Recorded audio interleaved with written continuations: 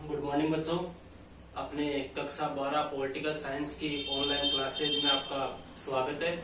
देखो, कल अपने भारत के संविधान की विशेषताओं के बारे में बात कर रहे थे और लगभग 6-7 विशेषताएं अपने पढ़ भी ली थी। अब उन्हीं विशेषताओं को अपने उसी टॉपिक को आगे बढ़ाते हुए जो भारत के संविधान की अन्य विशेषताएं हैं उनके बारे में अपने चर्चा करते हैं। तो अगली विशेषता जो आती है वो भारत के संविधान की, वो है अपनी स्वतंत्र न्यायपालिका। स्वतंत्र न्यायपालिका। देखो अपने जो सरकार है उस सरकार के 3 अंग होते हैं। एक तो होता है, पहला अंग तो होता है अपने कार्यपालिका, दूसरा अंग है अपने व्यवस्थापिका और तीसरा अपने जो अंग है वो है अपने क्या, न्यायपालिका। ये कानून बनाती है, ये कानूनों को लागू करने का आदेश देती है और ये कानूनों का जो उल्लंघन करता है उनको दंड वगैरह देती है या कानूनों की देखभाल का कार्य करती है। तो अपने यहाँ पे न्यायपालिका की बात चल रही है, तो अपने भारत के संविधान की अगली विशेषता है स्वतंत्र न्यायपालिका। देखो, अपने भारत का जो संविधान है उस संविधान में एकीकृत न्यायपालिका है, एकीकृत न्यायपालिका है और उस न्यायपालिका की जो संरचना है वो किस प्रकार की है, पिरामिड नुमा है। पिरामिड नुमा का मतलब हो गया अपने सबसे ऊपर तो क्या है, सर्वोच्च न्यायालय। सबसे ऊपर है अपने सर्वोच्च न्यायालय, इसके नीचे सर्वोच्च बोल दो या इसको उच्चतम बोल दो, एक ही बात है। इसके नीचे आता है आपका उच्च न्यायालय और इसके नीचे है अपने जिला या अधीनस्थ न्यायालय। यह अपने भारत के संविधान में न्यायपालिका की संरचना है। अब देखो, कई बार इनके अनुच्छेद ही पूछ लेते हैं। सर्वोच्च न्यायालय जो है इसका उल्लेख जो है वो है अनुच्छेद 124 से लेके 147 तक। उच्च न्यायालय जो है इसका उल्लेख है अनुच्छेद 214 से लेके 231 तक। ये कई बार एग्जाम पूछ लेते हैं कि सर्वोच्च न्यायालय का उल्लेख कौन से अनुच्छेद में है और इसका उल्लेख कौन से अनुच्छेद में है। अब यहाँ पे बात करते हैं सर्वोच्च न्यायालय या जो स्वतंत्र न्यायपालिका है वह न्यायपालिका काम क्या करती है, क्या कार्य करती है। देखो, इसका प्रमुख कार्य जो है वो है संविधान की क्या करना, व्याख्या करना। संविधान की व्याख्या करना और व्यक्ति को जो मूल अधिकार मिले हुए हैं उन मूल अधिकारों की क्या करना, रक्षा करना। यह अपने देश की न्यायपालिका का प्रमुख कार्य है। अब यहाँ पे सर्वोच्च न्यायालय जो है इसका उल्लेख अनुच्छेद 124 से लेके 147 में और उच्च न्यायालय जो है इसका उल्लेख 214 से लेके 231 में। इसके ऊपर देखो एक दो छोटे क्वेश्चन और पूछ लेते हैं। जैसे क्वेश्चन आ जाए कि सर्वोच्च न्यायालय जो है इसमें वर्तमान समय में कितने न्यायाधीश है। तो देखो, वर्तमान समय में सर्वोच्च न्यायालय या उच्च न्यायालय में जो न्यायाधीश है उनकी संख्या है 33 + 1 अर्थात टोटल 34 है। 33 तो है अन्य न्यायाधीश और 1 है मुख्य न्यायाधीश। टोटल कितने हो गए, 34। इधर जो उच्च न्यायालय है वहां पे न्यायाधीशों की संख्या है 50 + 1 = 51 अर्थात 50 तो अन्य न्यायाधीश प्लस 1 जो है वो हो गया अपने मुख्य न्यायाधीश। अब अगला क्वेश्चन ये आता है कि ये जो न्यायाधीश होते हैं यहाँ पे है अपने 34, यहाँ पे है अपने 51। इन न्यायाधीशों का चुनाव जो है वो किसके द्वारा, इनकी नियुक्ति जो है वो किसके द्वारा की जाती है। तो जो सर्वोच्च न्यायालय और उच्च न्यायालय के न्यायाधीश है इनकी नियुक्ति का जो कार्य है वो भारत के राष्ट्रपति के द्वारा किया जाता है। अर्थात भारत का राष्ट्रपति जो है वो सर्वोच्च न्यायालय और उच्च न्यायालय के जो न्यायाधीश है इन न्यायाधीशों की नियुक्ति करता है। अब अपने सर्वोच्च न्यायालय आपको सबको पता है, सर्वोच्च न्यायालय जो है वो देश में एक ही होता है और अपने भारत देश का जो सर्वोच्च न्यायालय है वो भारत की राजधानी दिल्ली में है। अब बात करते हैं उच्च न्यायालय की। उच्च न्यायालय जो होते हैं वो हर राज्य में एक या फिर दो या दो से अधिक राज्यों के एक हो सकते हैं। जैसे वर्तमान में बात करें तो अपने वर्तमान समय में भारत में टोटल उच्च न्यायालयों की जो संख्या है वो कितनी है? 25 वर्तमान में अपने भारत में क्या है? उच्च न्यायालय है। 25वां जो उच्च न्यायालय है वो अपने बना था कहां पर? आंध्र प्रदेश में। पहले 24 थे, 2019 में आंध्र प्रदेश में 25वां उच्च न्यायालय स्थापित हुआ। इसके अलावा राजस्थान की अपने बात करें तो राजस्थान का जो उच्च न्यायालय है उस उच्च न्यायालय की स्थापना पहले जयपुर में हुई थी, लेकिन इसको फिर एक कमेटी थी, इसका नाम था सत्यराम नारायण कमेटी। इस कमेटी की सिफारिश पर इस उच्च न्यायालय को जयपुर से कहां शिफ्ट कर दिया गया? जोधपुर इसको स्थानांतरित कर दिया गया। लेकिन इसकी एक शाखा जो है वो वर्तमान समय में जयपुर में कार्य कर रही है, या अपने दूसरी भाषा में बोल दे कि राजस्थान का उच्च न्यायालय तो जोधपुर में है, लेकिन इसकी एक खंडपीठ, एक ब्रांच, एक शाखा जो है वो कहां पर है? जयपुर में। तो ये हो गई अपने संविधान की विशेषता, स्वतंत्र न्याय। अगली विशेषता जो है वो है अपने वयस्क मताधिकार। वयस्क मताधिकार संविधान की जो अगली विशेषता है वो है अपने वयस्क मताधिकार। देखो, वयस्क का मतलब होता है जो अपने 18 वर्ष से ऊपर के नागरिक होते हैं और भारत के मूल निवासी होते हैं, तथा जिनका नाम जो है वो मतदाता सूची में होता है, उनको मत देने का अधिकार, उसको बोलते हैं अपने वयस्क मताधिकार। देखो, जब अपने देश का संविधान लागू हुआ था अर्थात 26 जनवरी 1950 को, इस समय अपने मत देने की जो उम्र है वो 18 वर्ष नहीं थी। अर्थात उस समय वोट देने की उम्र 18 वर्ष नहीं थी। उस समय जो मत देने की उम्र थी वो कितनी थी? 21 वर्ष थी। जब अपने भारत का संविधान लागू हुआ था उस समय मत देने की उम्र 21 वर्ष थी। लेकिन 61वें संविधान संशोधन के द्वारा 1989 में इसी 21 वर्ष की उम्र को घटाकर कितना कर दिया गया? 18 वर्ष कर दिया गया। अर्थात वर्तमान समय में भारतीय नागरिकों के लिए जो मत देने की उम्र है वो कितनी है? 18 वर्ष है। यहाँ पे ये क्वेश्चन कई बार पूछते हैं कि कौन से संविधान संशोधन के द्वारा मताधिकार की आयु 21 वर्ष से घटाकर 18 वर्ष कर दी गई? तो वह कौन सा संविधान संशोधन है? 61वां संविधान संशोधन है, जो कब हुआ था? 1989 में। अगली विशेषता की बात करते हैं अपने कठोरता व लचीलेपन का मिश्रण। ये भारतीय संविधान की अगली विशेषता है। देखो, कठोरता व लचीलेपन का मिश्रण। जो भारत का संविधान है वो न तो ज्यादा क्या है? कठोर है, और न ही ज्यादा क्या है? लचीला है। मतलब भारतीय संविधान के कुछ भाग तो ऐसे हैं, भारतीय संविधान के कुछ भाग तो ऐसे हैं जो क्या है?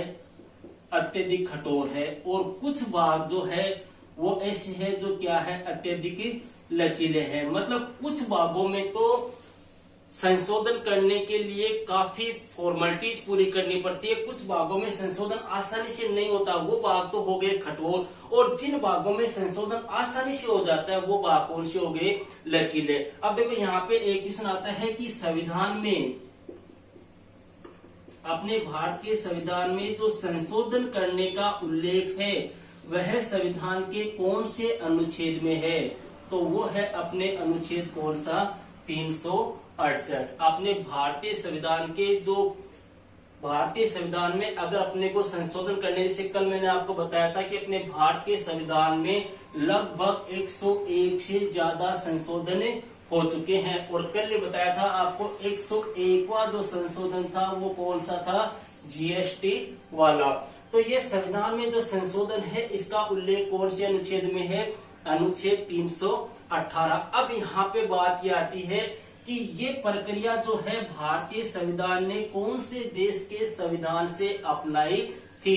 तो यह प्रक्रिया जो है वो भारतीय संविधान ने कौन से देश के संविधान से अपनाई है? दक्षिण अफ्रीका। दक्षिण अफ्रीका के संविधान से यह संविधान संशोधन की प्रक्रिया अपनाई है। अब यहाँ पे भी क्वेश्चन पूछ लेते हैं कि भारत का संविधान जो है वो कठोर भी है और लचीला भी है। ये कठोरता का गुण तो है वो कौन से संविधान से अपनाया, और लचीलेपन का जो गुण है वो कौन से संविधान से अपनाया? तो देखो, कठोरता की बात करें तो कठोरता का गुण तो है, या कठोरता की विशेषता जो है वो भारत के संविधान ने कौन से संविधान से ली? अमेरिका से। जबकि ब्रिटेन के संविधान से कौन सी विशेषता अपनाई? लचीलेपन की। अर्थात अमेरिका का संविधान जो है वो काफी कठोर है और ब्रिटेन का जो संविधान है वो कैसा है? काफी लचीला संविधान है। ये अपने हो गए भारतीय संविधान की विशेषता। अगली विशेषता की अपने बात करते हैं जो काफी इंपॉर्टेंट है। यहाँ से कई बार क्वेश्चन पूछते हैं, आपातकालीन उपबंध। देखो, यहां से ज्यादातर क्वेश्चन पूछते हैं। हालांकि आपातकालीन उपबंध काफी लंबा टॉपिक है, अपने इसमें राष्ट्रपति जब पढ़ेंगे तब इसको अपने अच्छी तरह से डिटेल से देखेंगे। यहाँ पे अपने भारतीय संविधान की विशेषताएं पढ़ रहे हैं, इसलिए इसके ऊपर ज्यादा जोर न देके अपने मोटी मोटी बातों का अध्ययन करेंगे। देखो क्या है अपने आपातकालीन उपबंध।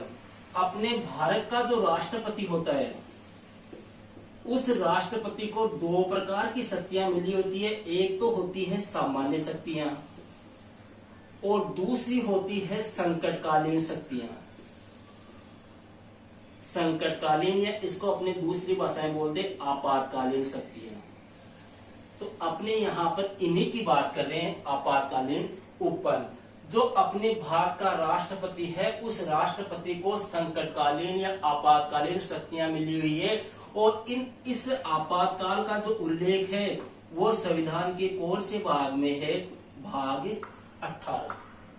यहाँ से पहला क्वेश्चन तो ये बनता है कि आपातकाल का जो उल्लेख है वो संविधान के कौन से भाग में है? तो कौन सा भाग हो गया? भाग 18। अब देखो, आपातकालीन शक्तियों में कौन कौन सी शक्तियां आती है? आपातकाल के अंतर्गत अपने 3 प्रकार की शक्तियां हैं। पहली तो है अनुच्छेद 352 में।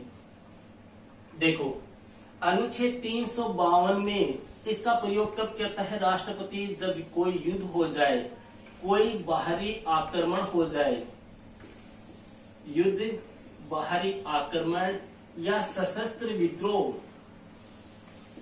की जब स्थिति पैदा हो जाए तब राष्ट्रपति के द्वारा कौन से अनुच्छेद का पालन किया जाता है? अनुच्छेद 352 के तहत आपातकाल का प्रयोग किया जाता है। अर्थात युद्ध, बाहरी आक्रमण या सशस्त्र विद्रोह, यह जो है इनका उल्लेख जो है वो कौन से अनुच्छेद में है? अनुच्छेद 352। अब इस अनुच्छेद 352 का वर्तमान तक लगभग भारत में 3 बार प्रयोग किया जा चुका है। मतलब भारत में 3 बार ऐसी स्थिति हो गई थी तब जब राष्ट्रपति को आपातकाल लागू करना पड़ा, अर्थात 352 का प्रयोग करना पड़ा। अब कब?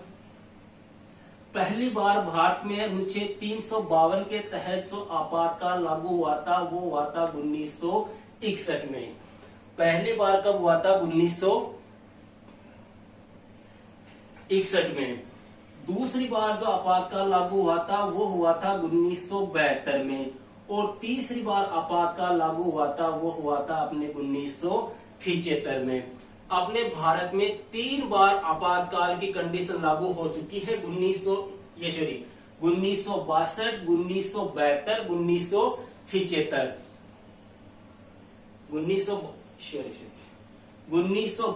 1971 और 1975। 3 बार भारत में आपातकाल लागू हो चुका है अनुच्छेद 352 के तहत। देखो, 1962 में क्या हुआ था? भारत और चीन के मध्य युद्ध हुआ था। भारत और चीन, आगे युद्ध की बात, युद्ध के समय लागू हुआ था। 1962 में भारत और चीन के मध्य युद्ध हुआ था। 1971 में अपने भारत और पाकिस्तान के मध्य युद्ध हुआ था, और 1975 में जो आपातकाल लागू हुआ था वो हुआ था आंतरिक अशांति के आधार पर।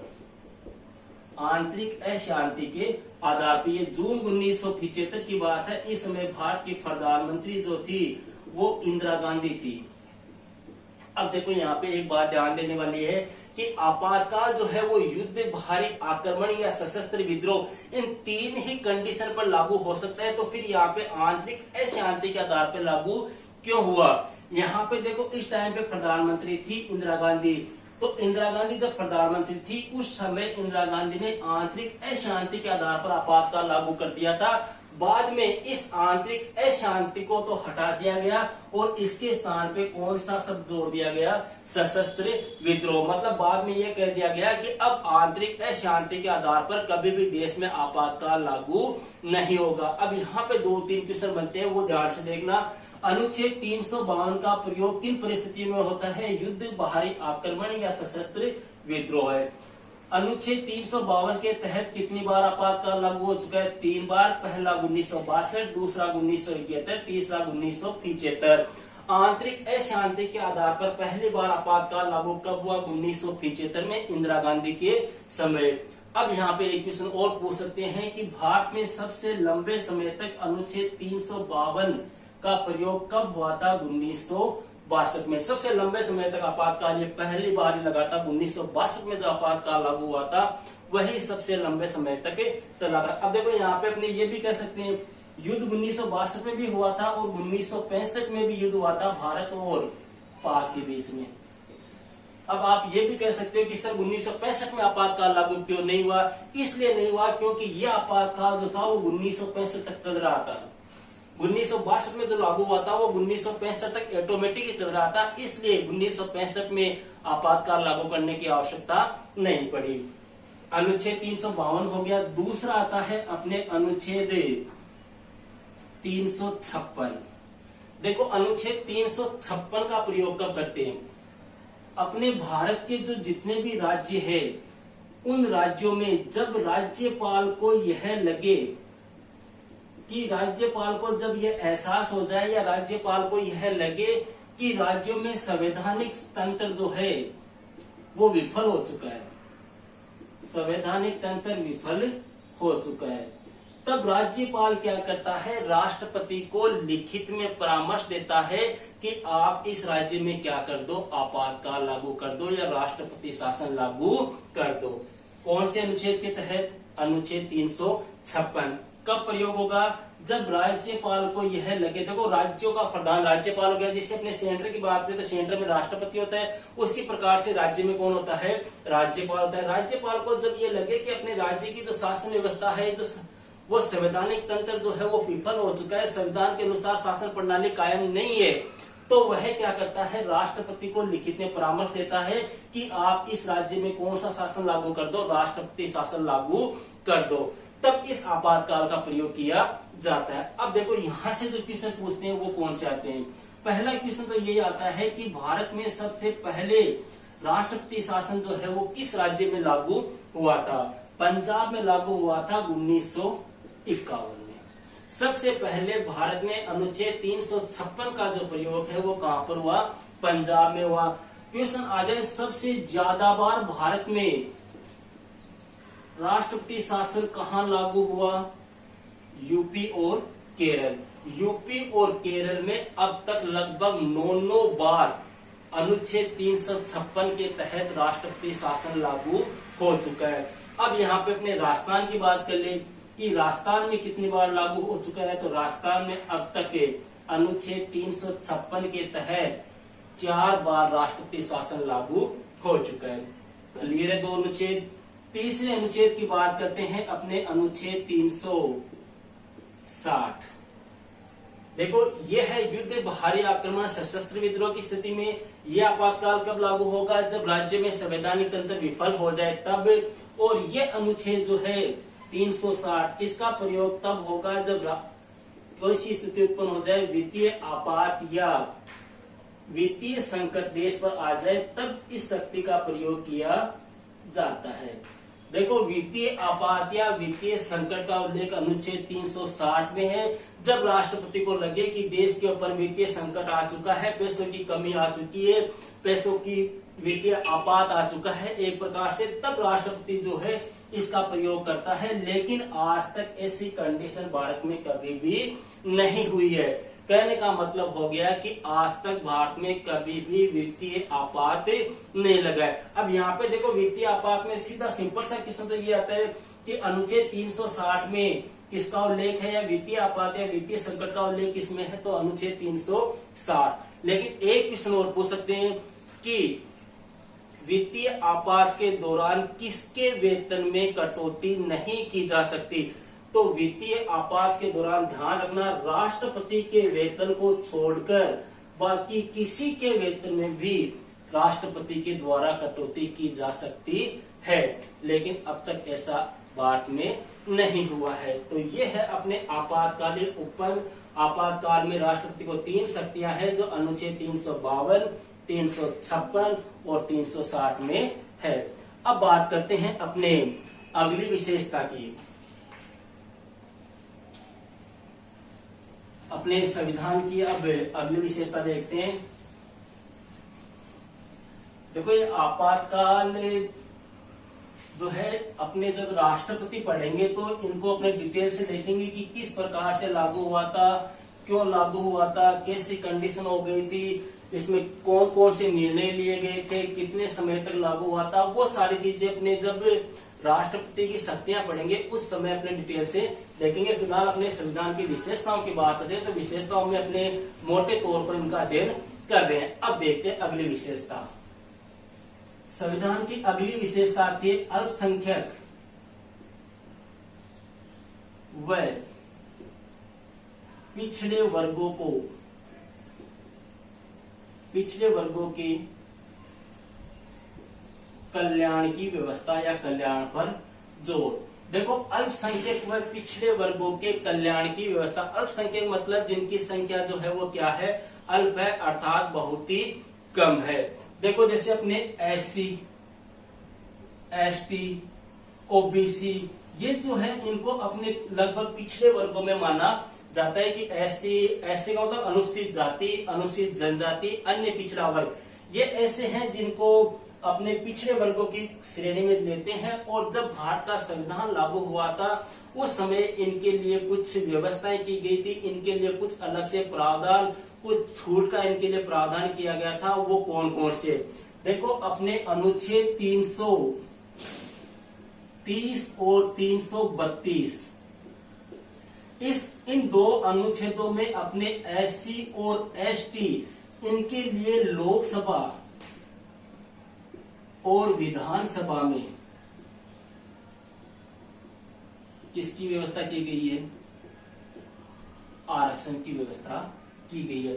अनुच्छेद 330 और 332 के द्वारा SC अर्थात अनुसूचित जाति और अनुसूचित जनजाति के लिए लोकसभा और विधानसभा में सीटों का आरक्षण है। और ये देखो यह आरक्षण जो है वो लागू हुआ था 25 जनवरी 1960 तक ये डिसाइड किया गया था। देखो अपने भारत का संविधान लागू हुआ था 26 जनवरी 1950। ये आरक्षण इनको मात्र कितने सालों के लिए दिया गया था, 10 साल तक के लिए दिया गया था कि आप 10 साल के बाद में ये आरक्षण आपका जो है वो क्या हो जाएगा, समाप्त हो जाएगा। अर्थात 10 साल का मतलब 25 जनवरी 1960 को ये आरक्षण समाप्त हो जाना चाहिए था। लेकिन इस आरक्षण को 1950 से लेकर वर्तमान समय तक अभी तक इसको समाप्त नहीं किया गया। ये उस समय इसलिए दिया गया था क्योंकि उस समय जो SC, ST, OBC इन जाति के जो लोग थे वो अन्य जाति के मुकाबले काफी पिछड़े हुए थे, तो इनको इसलिए ये छूट दी गई थी। और ये छूट मात्र 10 वर्ष के लिए दी गई थी, लेकिन अभी तक इसको समाप्त नहीं किया गया है। इसको अभी समाप्त करने की जो डेट थी वो थी 25 जनवरी 2020 इसकी अंतिम डेट डिसाइड की गई थी। लेकिन यह डेट जो है वो भी वर्तमान समय में निकल चुकी है। यह आरक्षण जो है वो पहले की तरह यथावत रूप से अभी भी क्या है, लागू है। इसके अलावा अपने अनुच्छेद 335 जो है उस अनुच्छेद 335 में यह कहा गया है कि सरकारी नौकरियों में भी इनको क्या दिया जाएगा, आरक्षण दिया जाएगा। अनुच्छेद 335 में भी पिछड़े वर्ग के जो लोग हैं उन पिछड़े वर्गों के लोगों को आरक्षण की व्यवस्था की गई है। जैसे अपने बात कर ले OBC, ओबीसी अन्य पिछड़ा वर्ग, इस ओबीसी को वर्तमान समय में कितना परसेंट आरक्षण है? 27% आरक्षण दिया गया था, जो कब दिया गया था? 1993 में। तो ये है अपने अल्पसंख्यक व पिछड़े वर्गों के कल्याण की विशेषता। ठीक है। अनुच्छेद 330 और 332 SC ST से लोकसभा विधानसभा में कब थी अंतिम डेट इसकी? 10 वर्ष के लिए दिया गया था, अर्थात 1960 तक दिया गया था, लेकिन वर्तमान समय में लागू है। अंतिम डेट इसकी अभी जो डिसाइड हुई थी वो थी 2020, लेकिन यह डेट भी अब निकल चुकी है। अभी भी इस आरक्षण को समाप्त नहीं किया गया है। सरकारी नौकरियों में भी इनको आरक्षण दिया गया है, जिसका उल्लेख कौन से अनुच्छेद में है? अनुच्छेद 335। और ओबीसी को जो आरक्षण है वो कितना परसेंट है? 27% है, जो कब दिया गया था? 1993 में। अगली विशेषता की बात करते हैं। भारतीय संविधान की अगली विशेषता आती है विश्व शांति का समर्थक। विश्व शांति का समर्थक, जो अपना भारत का संविधान जो है वो किसके ऊपर जोर देता है? शांति की स्थापना करने पर जोर देता है, शांति की स्थापना पर बल देता है। देखो कैसे, अपने 1939 से लेके 1945 तक अपने युद्ध हुआ था, द्वितीय विश्व युद्ध। द्वितीय विश्व युद्ध हो गया था। इस द्वितीय विश्व युद्ध के बाद में अमेरिका और दूसरा देश था अपने सोवियत संघ। इस सोवियत संघ और अमेरिका, इन दोनों के मध्य एक युद्ध स्टार्ट हुआ था, जिसको अपने इतिहास में शीत युद्ध के नाम से जानते हैं। द्वितीय विश्व युद्ध के बाद स्टार्ट हुआ था और ये युद्ध 1991 तक चला था। इस युद्ध के दौरान कई प्रकार के गुटों का निर्माण हुआ।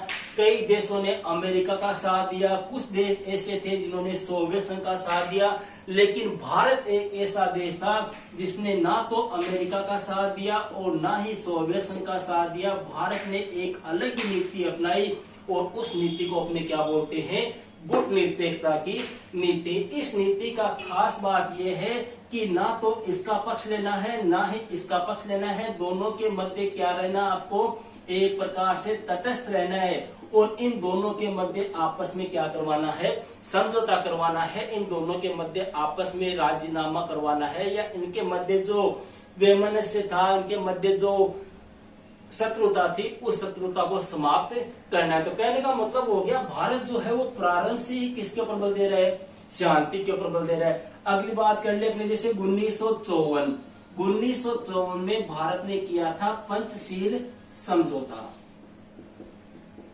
1954 में भारत ने पंचशील समझौता किया था। कौन से देश के साथ में? चीन के साथ में किया था।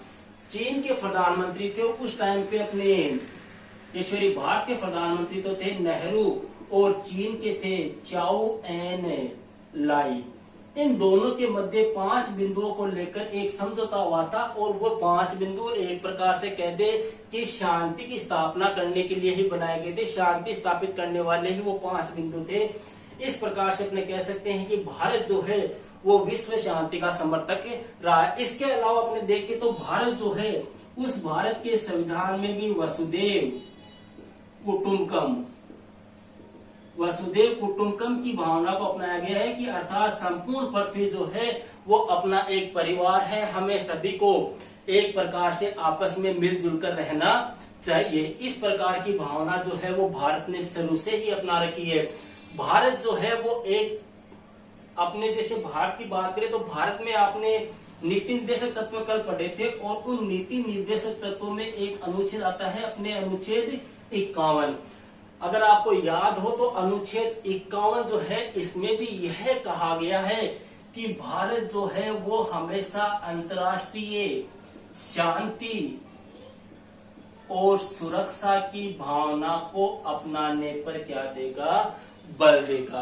अर्थात भारत ना तो किसी दूसरे देशों के आंतरिक मामलों में हस्तक्षेप करेगा और ना ही किसी दूसरे देश को हस्तक्षेप करने देगा। इस प्रकार की भारत की क्या है? नीति है। तो भारत जो है वो शुरू से, भारतीय संविधान की विशेषता है कि भारत विश्व शांति का समर्थक है और यह बात इन 3 तथ्यों से स्पष्ट होती है कि भारत ने शीत युद्ध के समय गुट निरपेक्षता की नीति अपनाई, चीन के साथ में पंचशील समझौता किया, वसुधैव कुटुंबकम की नीति का पालन करता है और अनुच्छेद 51 में भी कहा गया है कि भारत जो है वो अंतर्राष्ट्रीय शांति और सुरक्षा की नीति का पालन करेगा। अगली विशेषता की बात करते हैं अपने इकहरी नागरिकता। इकहरी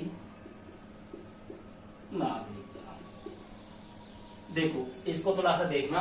इकहरी नागरिकता क्या होती है?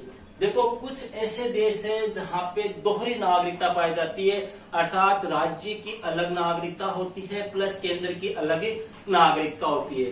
देखो भारत जो है, उस भारत की अपने कह दे तो भारत में संघात्मक शासन प्रणाली है। भारत में कैसी शासन प्रणाली है? संघात्मक। भारत में संघात्मक शासन व्यवस्था है और इस संघात्मक शासन व्यवस्था में क्या होता है? देखो संघात्मक शासन व्यवस्था में क्या होता है? ऊपर तो होता है आपके कौन? सेंटर, और नीचे कौन होते हैं? स्टेट। संघात्मक शासन व्यवस्था क्या है वो देखते हैं अपने।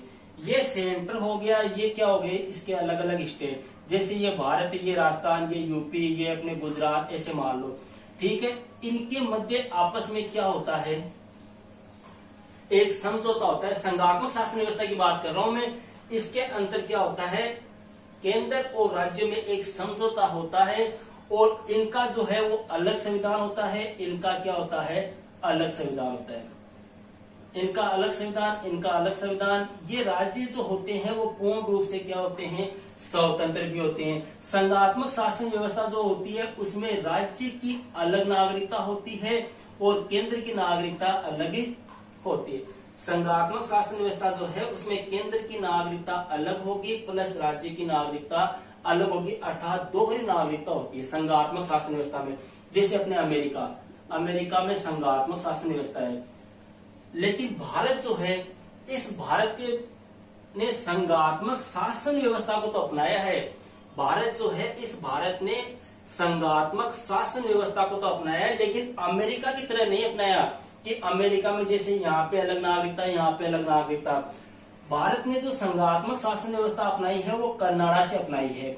और इस कनाडा के संविधान में क्या है? संघात्मक शासन व्यवस्था में क्या होता है? देखो संघ की नागरिकता तो अलग होती है, संघ की नागरिकता अलग होती है और राज्य की नागरिकता अलग होती है। ये संघात्मक शासन व्यवस्था की खास बात होती है कि संघ की नागरिकता अलग से होगी, राज्य की नागरिकता अलग से होगी। लेकिन भारत के जो संविधान निर्माता थे, उन संविधान निर्माताओं ने ये सोचा कि अगर संघ की नागरिकता अलग दी जाएगी और राज्य की नागरिकता अलग दी जाएगी तो भारत की जो एकता और अखंडता है वह कायम नहीं रहेगी, आपस में मनमुटाव होगा, भारत जो है वो टूट जाएगा। इसलिए भारत के संविधान निर्माताओं ने क्या किया? संघात्मक शासन व्यवस्था को तो अपना लिया, लेकिन नागरिकता जो है वो दोहरी ना अपनाकर इकहरी नागरिकता अपनाई। और इकहरी नागरिकता भी कौन सी? केंद्र की नागरिकता। जैसे अपने किसी देश में जाए तो अपने को कोई ये पूछे कि आप कहाँ से हो, तो अपने ये नहीं कहते कि मैं राजस्थान से हूँ, मैं यूपी से हूँ, मैं पंजाब से हूँ। अपने यही कहेंगे कि आई एम इंडियन, अर्थात मैं भारतीय हूँ। यह अपनी जो नागरिकता है वो किसको प्रदर्शित करती है? यह वर्ड जो है वो क्या दर्शा रहे हैं कि अपनी नागरिकता जो है वो कैसी होगी? इकहरी नागरिकता होगी। ये अपनी क्लियर हो गई विशेषता।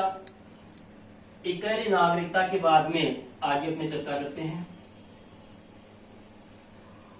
देखो यहाँ पे इस चैप्टर से सीधा सीधा एक ही क्वेश्चन पूछा जाता है, जो 4 नंबर का क्वेश्चन आता है आपके। और क्वेश्चन ये पूछते हैं कि भारतीय संविधान की कोई 4 या 5 विशेषताएं बताइए, या भारतीय संविधान जो है वो एक अद्भुत विशेषताओं का पिटारा है, कैसे स्पष्ट कीजिए।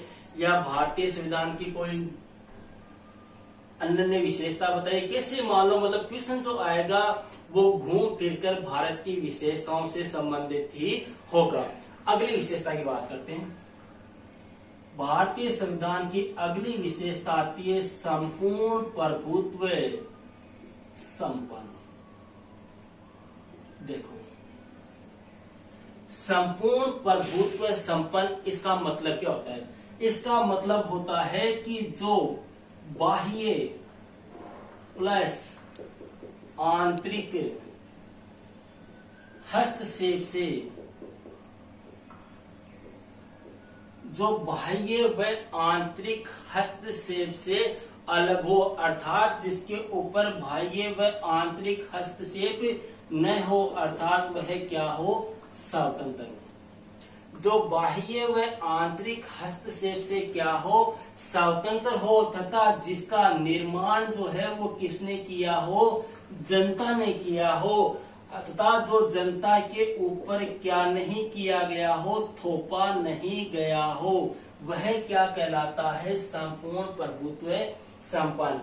जो बाह्य व आंतरिक हस्तक्षेप से स्वतंत्र हो, मुक्त हो, जिसका निर्माण जनता के द्वारा किया गया हो, तथा जो जनता के ऊपर थोपा नहीं गया हो, वह होता है संपूर्ण प्रभुत्व संपन्न। तो ये विशेषता अपने भारत के संविधान की है। क्यों है? क्योंकि भारत का संविधान जो है, उस संविधान का निर्माण जो है वो किसने किया था, अपने कह दें कि संविधान सभा ने किया था। कल अपने इसकी बात हो चुकी है संविधान सभा की। संविधान सभा बोलते हैं, दूसरी भाषा में अपने बोलते हैं कि भारत के संविधान का निर्माण जो है वो भारत की जनता ने किया था। यह जो संविधान है, इस संविधान में प्रभु सत्ता जो है वो किसमें निहित है, जनता में निहित है। भारत के संविधान को भारतीय जनता के ऊपर थोपा नहीं गया है, इसका निर्माण जो है वो भारत की जनता ने स्वयं किया है।